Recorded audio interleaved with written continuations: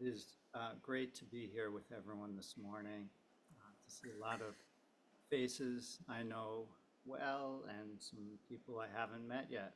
And for those of you who I haven't met, my name is Fugan, and I practice out on Cape Cod with a affiliate sangha called Village Zendo. And as I was, oh, let me bring the mic closer to me, see if that's any better, and I'll speak up. Um, as I was coming in from our last Kinhin, I was reminded of something Fugan Sensei had said right here in this space many years ago. And he said that our practice, what we're doing here is subversive. This practice of letting go of attachments, not clinging to this side or that side, trying to see what's real in this moment, that this is a subversive practice. And I was thinking, speaking what I perceive to be the truth without guilt or blame, which is our seventh precept, right? Today, speaking the truth is quite subversive. And so out here on the Cape, we know that fall is coming, in part because the osprey couple who live in a massive old nest across the marsh just outside the windows here, they've left for the winter. And it's always a bit sad for us to see them go. And then I also think of the fish that they so expertly hunt, and the fish probably are feeling quite differently. And it's the last day of summer. Tomorrow is the autumn equinox, when night and day are of equal duration. Light and dark are in perfect balance. And this has me thinking about how things are feeling really out of balance right now. Right? We're living through a time when many things we've relied on seem irreparably broken or on their way there. Cracks and fissures and wounds are appearing right in our families, in our communities, in our towns and cities, and in our nation. Let me pause here and see if I can increase my volume on this end.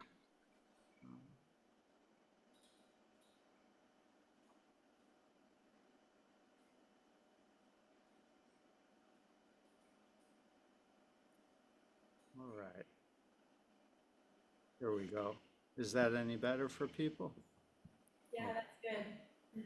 Excellent. Okay, thank you. Thanks for noting that. And so this idea that there are wounds appearing, that we are in a time of great suffering, is something I think we're all feeling. Right? People are suffering. The environment is suffering.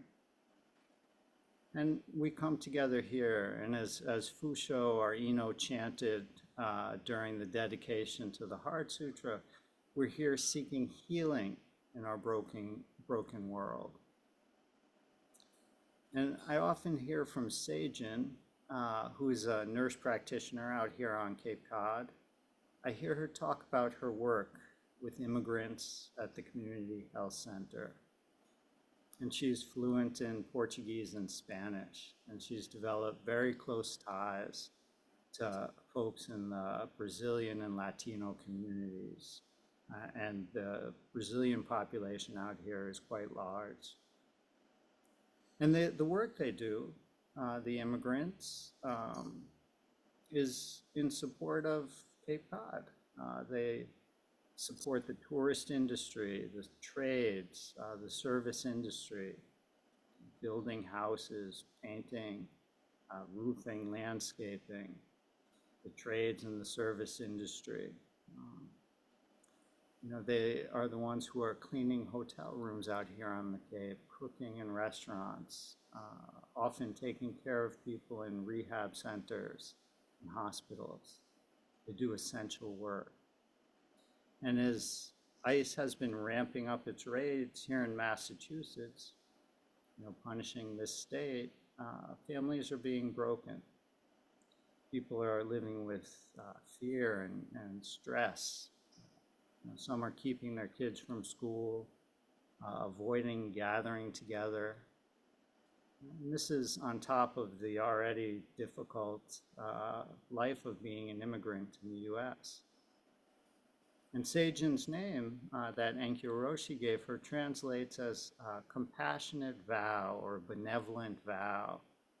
And she's loved by her patients, because she's a great nurse practitioner, and also because she really, truly listens. She listens to them as they pour out their hearts. And her work as an NP heals bodies, and her work as a bodhisattva, like all of our work as bodhisattvas, heals beings. And as practitioners, we've committed to bearing witness to the joy and suffering of the world. This is what we call doing good. And yet this deluge of suffering that we're feeling these days can easily become overwhelming. It feels overwhelming. And I'm reminded of Avalokiteshvara, who once made a vow to work ceaselessly to end all suffering. And she postponed her entry into nirvana, and she vowed to save all beings. And so she worked really hard for a really, really long time, and succeeded in ending suffering and misery across the land, across the sea, across the sky. And just then, when it seemed like her work was done, she turned around and she saw that this tidal wave of suffering was sweeping back across the entire world. And in despair, she fell to pieces, quite literally. And Amitabha Buddha came and put her back together again, taking the 10 pieces that her head had broken into and mending them to create the 11-faced version that we see depicted in many South Asian and Southeast Asian images of Avalokiteshvara. And Amitabha collected the 1,000 pieces her body had exploded into, and he created 1,000 arms with an eye in each hand. And with these arms and hands, she can do her work. This 11-faced bodhisattva can see in all directions, and she uses her countless arms and hands to alleviate suffering she encounters. And so in this form, we can see these 11 heads, 1,000 arms as miraculous vehicles for compassionate action. But we also see brokenness on display. The breaks and the cracks, the 11 heads and the 1,000 arms are at the heart of her compassionate action. But lately I've been reading a book by the naturalist Cy Montgomery called Of Time and Turtles. And in it, she profiles a number of turtles who have been injured, and the people who spend much of their lives healing them. And these people that have their hands full, quite literally. And although turtles have existed for hundreds of millions of years before there were even dinosaurs, it's a really dangerous thing being a turtle today. According to Cy Montgomery, turtles are the most imperiled major group of animals on Earth. Something like 20% of them die each year from human actions, car strikes, pet attacks, pollution, sea turtles getting caught in nets, ingesting fishing gear and plastics, climate change, changing their migration habits, putting them in peril. There are intentional and unintentional mistreatment that leads to such a high mortality rate. And so the turtles that Sai meets in her volunteer work at a place called Turtle Rescue League here in Massachusetts are broken. One is named Robin Hood, and he was shot in the neck with a crossbow arrow. And many of them, like Pizza Man, had their shells cracked when they were hit by cars. And some were shattered.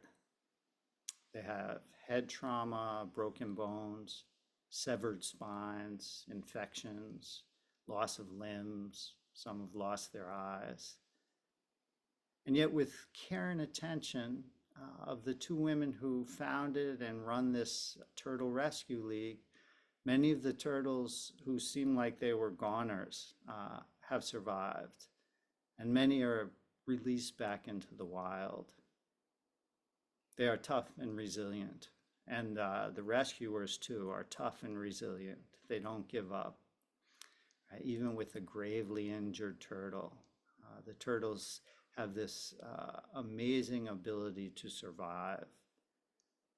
And so the rescuers will keep trying to save their lives, even past the time when most people would think they were dead.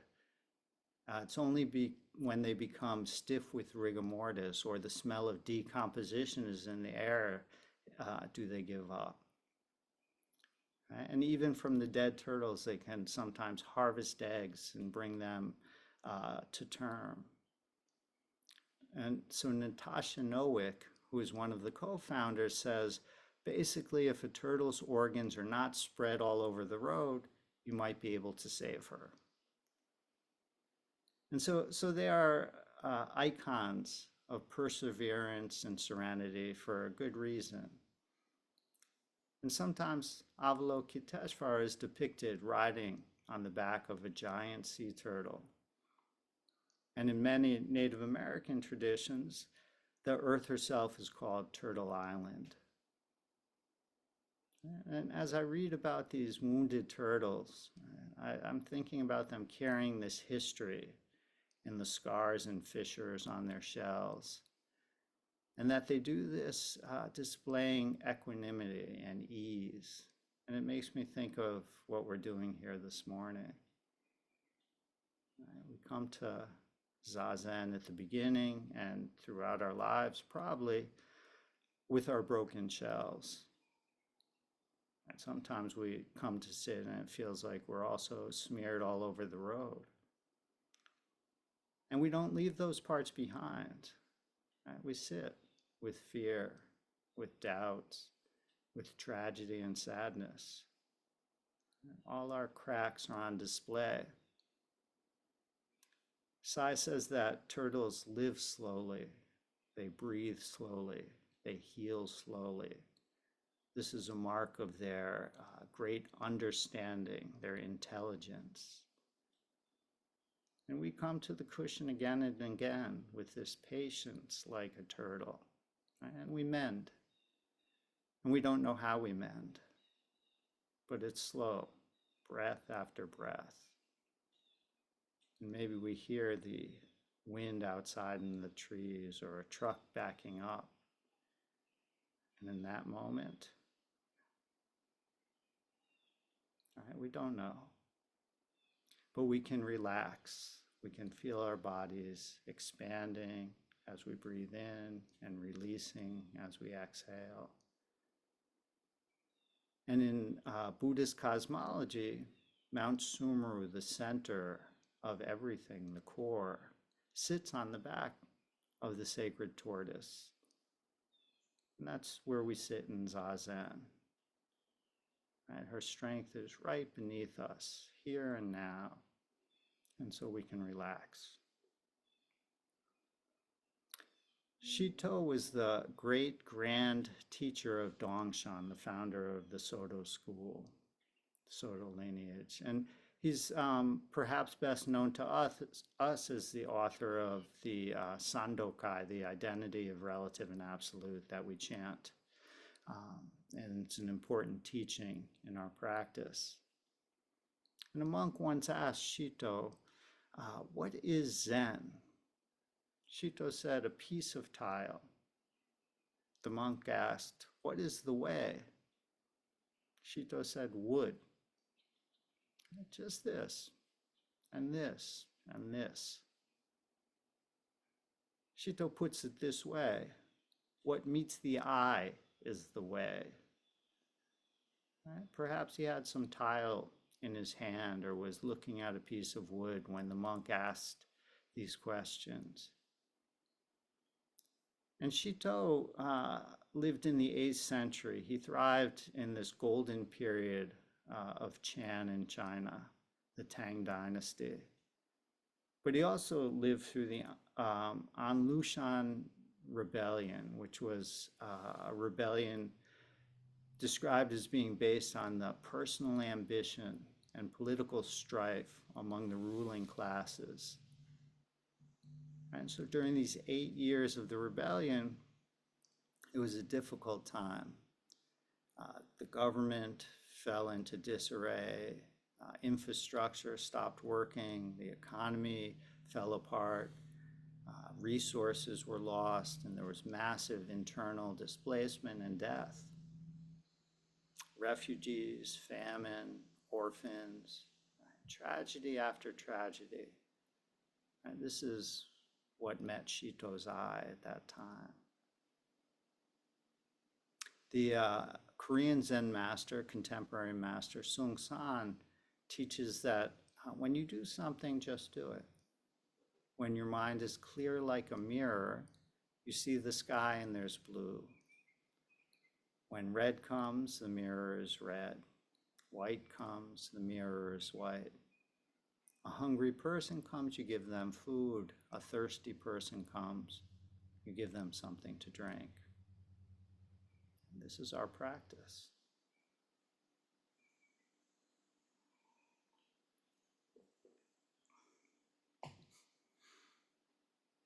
And it's not about ideals or ideas. It's response to what's arising. In a famine, feed the hungry. In a pandemic, take precautions. In the face of authoritarianism, we have to speak out. And it's like Dao's description of Avalokitesvara, using her many hands and arms. It's like feeling behind you for a pillow in the middle of the night, he said. As natural as that. What meets the eye is the way. And Shito pushes us not to turn away from daily life. The ordinary life we live and the absolute, he says, are not separate. He says they're like the foot before and the foot behind in walking. This clear teaching, removing the layers we continually want to add to our experience, the thought cloaks, the thought clothing we put on. A monk asked Shito, what is liberation? And Shito said, who has bound you?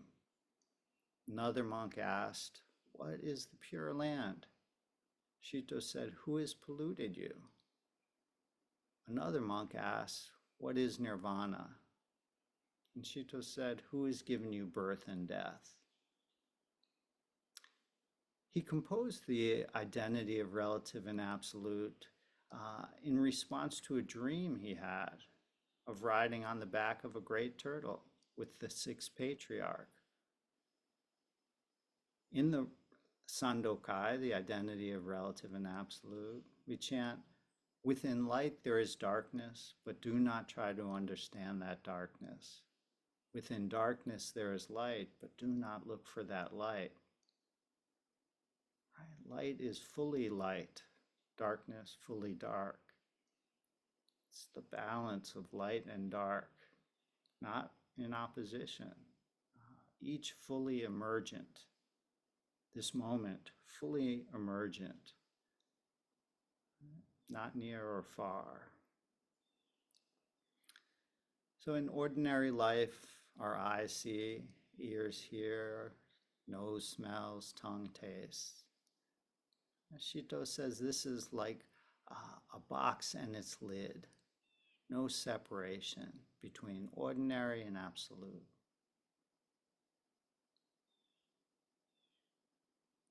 So the subtitle to Sai's book is Mending the World, Shell by Shattered Shell. And I think that's a nice way to understand our practice. It's moment to moment, coming back to what's arising, not discarding our shattered selves, but taking care of them as practice. And this is saving all beings.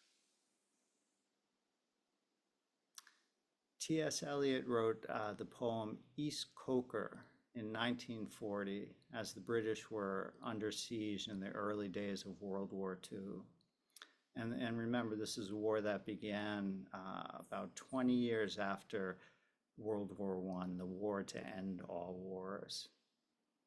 And in the poem, he emphasizes the destruction and weariness, and also the possibility of liberation within this world of misery and tragedy. And towards the end of this poem, he writes, "But perhaps neither gain nor loss. For us, there's only trying. The rest is not our business." But perhaps neither gain nor loss. For us, there is only trying. The rest is not our business. So thank you for this trying, this morning of trying. The rest is not our business. But of course, nothing is left out, so thank you for your practice.